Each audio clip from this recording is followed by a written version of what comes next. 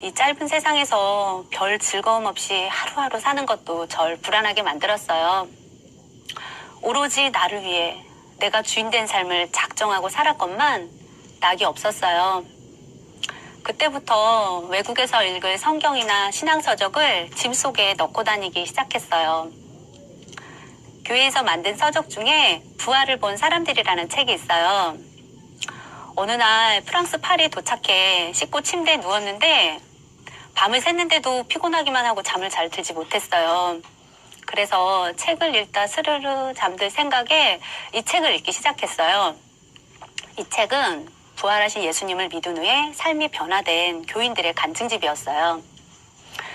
예수님의 부활은 잘 알고 있었어요. 아는 것이지만 다시 읽었어요. 구약시대에 모세가 노뱀을 들었을 때 노뱀을 본 사람들은 살았던 것처럼 부활하신 예수님을 쳐다보면 살 수 있을 것 같았어요.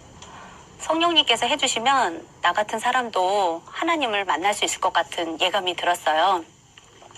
책을 쭉 읽다 반쯤 읽었을 때 하나님께 기도하고 싶은 마음이 생겼어요. 침대에 무릎을 꿇고 앉아 기도를 했어요. 하나님, 제 명철을 의지하지 않고 이제 저도 예수님을 만나고 싶어요. 저도 다른 사람들처럼 확실하게 예수님을 믿고 싶어요. 도와주세요. 기도했어요.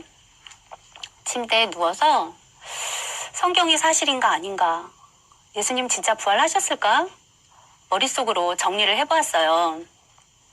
첫 번째, 예수님께서 십자가에 못 박혀 죽으실 때 도망갔던 제자들이 부활하신 주님을 본 뒤에는 모두가 끔찍한 순교를 당했고, 두 번째, 예수 믿는 사람들을 모질게 핍박하던 사울이라는 청년은 로마의 시민으로 살 수 있는 권리를 포기하고 부활하신 예수님을 전하다 결국엔 순교당하고, 세 번째, 구약의 모든 예언이 신약에 다 성취되었다는 점. 예수님의 부활이 확실한 것 같더라고요. 그러고 며칠 후 로마 비행 스케줄이 나왔어요. 잘 나오는 스케줄이 아닌데 시내 여러 곳을 돌아다니며 투어를 했어요. 그중에 카타콤베에 가볼 수 있는 기회가 생겼어요. 카타콤은 지하 무덤이라는 뜻이고요. 베는 복수의 의미여서 카타콤베는 지하 무덤들이라는 뜻이래요. 말 그대로 개미굴 같은 지하 무덤들이었어요. 동굴 속에 들어가기 전에 마음속으로 많은 증거를 확인할 수 있게 해달라고 기도했어요. 가이드는 당시에 크리스천들의 처참했던 생활을 설명해 주었고요. 동굴과 동굴이 만나는 곳에 좀 넓은 공간이 있는데요. 모여서 예배를 드리는 장소였다고 해요.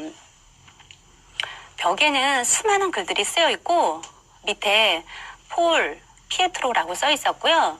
성경에 나오는 바울, 베드로가 썼다는 것이 짐작되었어요. 또 한 벽면에는 우리가 생각하는 긴 얼굴형의 예수님 얼굴 있잖아요. 그 얼굴을 돌에 새겨놓았어요. 그 시대에 실제로 예수님을 봤던 사람들이 돌에 새겨놓은 거래요. 그래서 지금도 영화나 그림에는 그 얼굴 모양으로 나오는 거라고 해요. 제가 카타콤에 들어가서 너무 놀랐어요. 정말 예수님이 신화 속의 존재가 아니라 2000년 전에 실제로 정말 살아 계셨다가 부활하신 분이 맞더라고요. 또 미로 속에는 수많은 관을 짜놓았는데요. 그곳에서 잠을 자고 생활을 했었대요. 제가 지금 아이 둘을 키우는 엄마인데요. 예수님이 부활하지 않았다면요, 절대 아이들을 데리고 그곳에서 살 수 없어요. 햇빛이라고는 들어오지 않아 습하고 이끼가 구석구석 자라는 곳에서 살 수 없겠더라고요. 한 달, 아니 일주일만 살아도 병 걸릴 것 같은 환경이에요. 예수님의 부활이 확실하지 않다면 적당히 타협하고 땅 위에 올라와서 살지 그렇게 살 수는 없어요. 전 로마 사람들이 예수님을 믿지 않고 카타콤을 관광지 돈벌이로만 쓰고 있는 것이 이해가 가지 않았어요. 이러한 것들을 목격하고 나니까 예수님의 부활이 너무나 확실해지고 예수님을 나의 주인으로 영접하게 되었습니다. 지난날 제가 제 마음대로 나를 위해 살았었잖아요. 그렇게 살았던 것이 예수님께 죄송하더라고요. 예수님께서 죽으시고 부활하신 이유가 다시는 나를 위하여 살지 않고 오직 주를 위해 살게 하려 하신 것이라는 말씀이 마땅하더라고요.